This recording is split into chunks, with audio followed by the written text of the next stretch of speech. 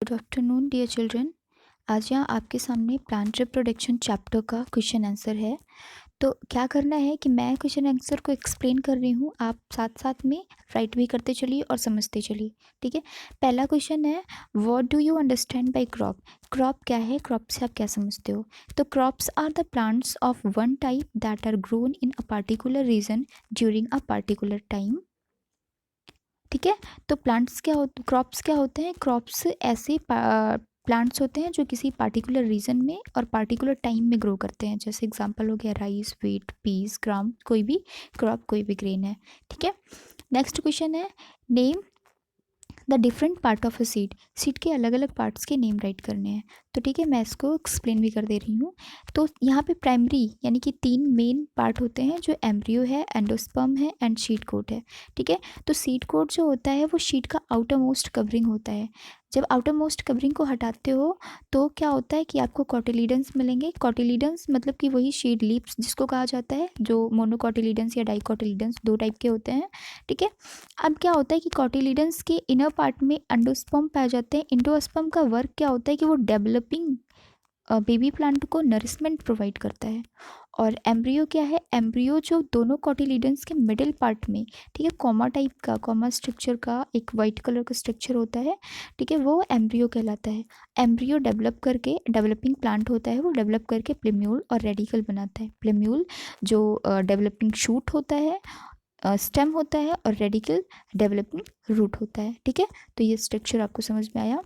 Next है name 2 seed dispersed by explosion. मतलब ऐसे 2 सीड्स के नेम राइट करना है जो एक्सप्लोजन से डिस्पर्स होते हैं, यानी कि जब उनकी फ्रूट की आउटर कवरिंग फट जाती है और सीड जो है वो दूर तक स्कैटर्ड कर दिए जाते हैं। तो सी पॉड है, लेडी फिंगर भी एक्सप्लोजन से होता है, वाल्सम है। अब आते हैं next, what is germination. Germination क्या है, right the condition needed for germination of seed.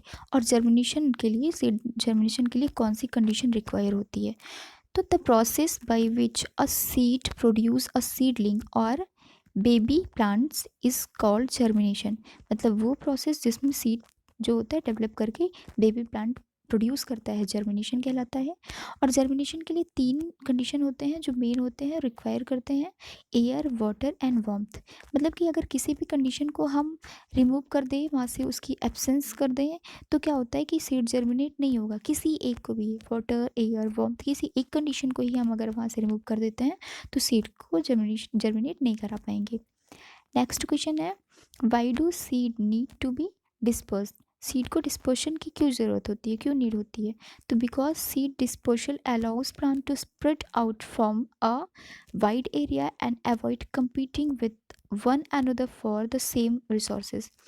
ठीक है, क्या होता है कि अगर प्लांट जिस एरिया में ग्रो कर रहा है उस प्लांट की जो शीड होती है वो एक ही अगर पेरेंट प्लांट के आसपास स्कैटर्ड कर दिया जाए, फैला दिया जाए, और वहीं अगर प्लांट की शीड ग्रो कर रही है तो सारे सीड को सेम न्यूट्रिएंट्स चाहिए, प्लेस चाहिए। ठीक है, तो ऐसे में क्या होता है कि सीड जो है हेल्दी प्लांट में ग्रो नहीं कर पाता है। तो इसीलिए शीड का डिस्पर्सल बहुत ही इंपॉर्टेंट हो जाता है। लॉन्ग क्वेश्चन आंसर में देखिए, explain the structure of a gram seed with the help of a label diagram. ठीक है, ग्राम सीड, सारे जितने डाइकॉट सीड होते हैं ग्राम सीड की भी स्ट्रक्चर वैसी ही होती है। ठीक है, तो मैं यहाँ पे एक्सप्लेन कर रही हूँ आपको। A gram seed has brown and hard outer covering called seed coat. ठीक है, पहले भी शॉर्ट आंसर्स में सीड का स्ट्रक्चर देखे हो, डाइकॉट सीड था और सेम स्ट्रक्चर ग्राम सीड का भी है। ठीक है, तो ग्राम सीड की जो आउटर कवरिंग होती है वो ब्राउन कलर की होती है, हार्ड होती है। ठीक है, जिसे सीड कोट कहते हैं।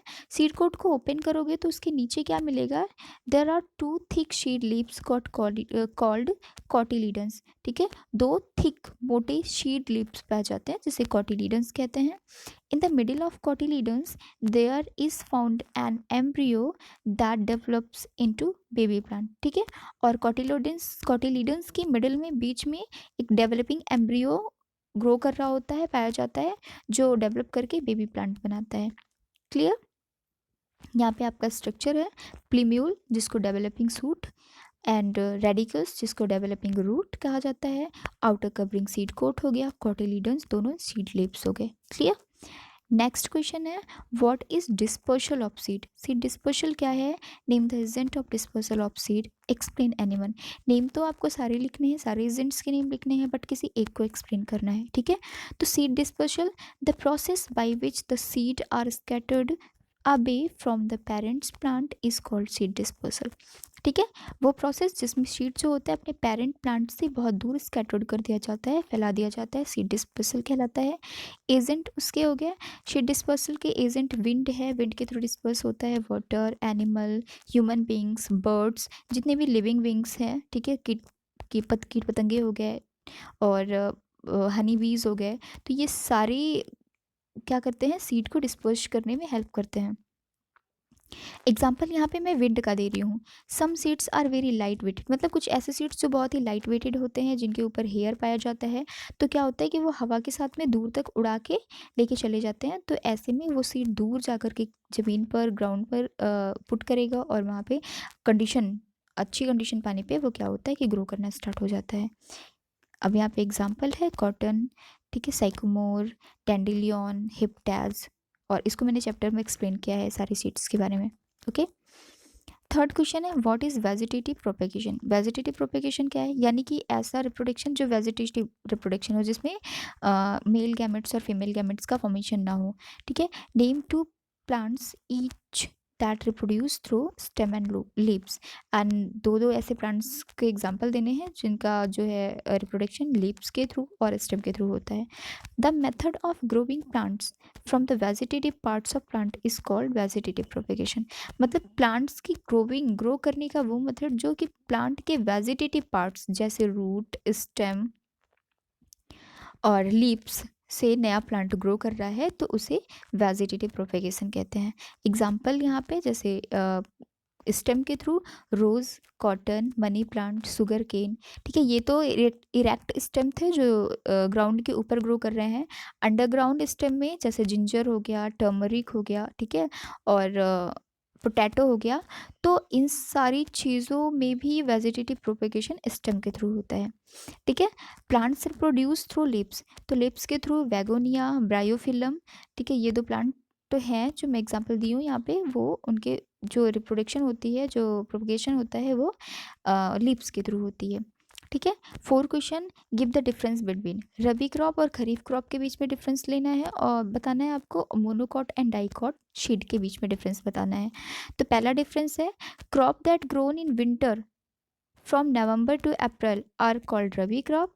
वो क्रॉप जो नवंबर, मतलब ठंडी में नवंबर से अप्रैल तक ग्रो करते हैं, वो कौन से क्रॉप कहलाते हैं? वो रबी क्रॉप कहलाते हैं, जैसे वीट है, पीज है। एंड नेक्स्ट है crop that are grown in summer, ऐसे क्रॉप जो समर में ग्रो करते हैं, ठीक है। जैसे उनकी जो सोइंग टाइम पीरियड होती है वो जून में होती है, और हार्वेस्टिंग टाइम पीरियड होती है वो अक्टूबर में होती है। तो ऐसे क्रॉप खरीफ क्रॉप कहलाते हैं, जैसे राइस है, मेज़ है। दूसरा जो डिफरेंस है मोनोकॉट एंड डाइकॉट, तो ये स्ट्रक्चर मैंने आपको शॉर्ट आंसर क्वेश्चन में भी बताया और लॉन्ग आंसर क्वेश्चन में भी शीट का स्ट्रक्चर बताया, ठीक है। डिफरेंस क्या है मोनोकॉट एंड डाइकॉट का, मैं ओरल आपको एक्सप्लेन कर रही हूँ, बट राइट करना है आपको अपने लैंग्वेज में, ओके। तो मोनोकॉट एंड डाइकॉट शीट में डिफरेंस ये है कि शीट कोट को जब आप रिमूव करोगे तो सीड कोट के अंदर देखोगे कुछ सीड के दोनों जो कॉटिलीडन्स है, दोनों जो सीड लीव्स हैं, उसको आप अलग अलग सेपरेट नहीं कर पाओगे। तो जिस सीड के सीड लीव्स को सेपरेट नहीं कर पाओगे, वो सीड मोनोकॉट सीड कहलाता है। एग्जाम्पल में जैसे वीट सीड हो गया, राइस का सीड हो गया, ठीक है, मेज़ हो गया, तो ऐसे सीड मोनोकॉट सीड है। डाइकॉट सीड से होता है कि जब सीड कोट को आप रिमूव करोगे तो सीड की को दो पार्ट में आप आसानी से डिवाइड कर ले जाओगे, ठीक है। ऐसे सीड डाइकॉट सीड, यानी कि उनकी जो कॉटिलीडन्स होती है, उनकी जो सीड लिप्स होती है वो दो होती है, तो ऐसे सीड डाइकॉट सीड कहलाते हैं। इसका एग्जाम्पल है पी, ग्राम और जितने भी पल्सेस हो गए वो सारे डाइकॉट सीड में मैक्सिमम आते हैं, ठीक है। तो ये आपको अपने लैंग्वेज में राइट करना है, ये आपका होमवर्क है। नेक्स्ट है fifth question, what is agriculture. Agriculture क्या है? Explain the various stage of agriculture, और एग्रीकल्चर के जो अलग अलग स्टेज हैं उसको एक्सप्लेन करना है। तो agriculture is a branch of science that deals with mass of productions of plants for food and other purposes. मतलब साइंस का एक ब्रांच होता है जिसमें क्या होता है कि बहुत बड़ी मात्रा में फूड का यानी कि क्रॉप का प्रोडक्शन करते हैं फूड के लिए या फिर अदर पर्पज़ के लिए, वो एग्रीकल्चर कहलाता है। तो अलग अलग जो स्टेज हैं, क्या स्टेज है, पहला है प्लगिंग। प्लगिंग में जो सॉइल है उसको लूज़ किया जाता है, उसको एरिएशन यानी कि एयर ऐसा बनाया जाता है कि एयर मिट्टी के अंदर तक जा पाए। मैन्योरिंग की जाती है, मैन्योरिंग में न्यूट्रिशन ऐड किया जाता है, चाहे उसमें फर्टिलाइजर्स यूज़ करके, मैन्योर यूज़ करके, वर्मी कंपोस्ट यूज़ करके। सोविंग में हेल्दी सीड को, अब जब मिट्टी यानी सॉइल प्रिपेयर हो गई तो अब हेल्दी सीड को मिट्टी में पुट किया जाता है। ठीक है, इरिगेशन है, जब सीड को मिट्टी में पुट कर दिया जाता है तो सीड के जर्मिनेशन के लिए वाटर चाहिए, तो वाटर के लिए इरिगेशन किया जाता है। वीडिंग में क्या होता है कि अब सीड के साथ जो अनवांटेड वीड या अनवांटेड ग्रास ग्रो कर रहे होते हैं उनको रिमूव किया जाता है, वीडिंग होता है वो। हार्वेस्टिंग में अब सीड जब मेच्योर हो जाता है तो मेच्योर सीड को कट कर लिया जाता है, वो हार्वेस्टिंग है।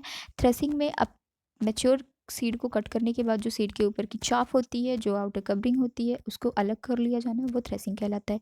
तो ये सारे स्टेजेस थे, सारे प्रोसेस थे सीड क्रॉप प्रोडक्शन के, एग्रीकल्चर के।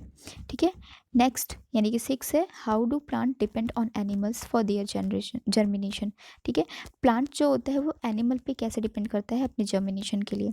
तो plant depend on animals for nutrition, nutrients, pollination and seed dispersal.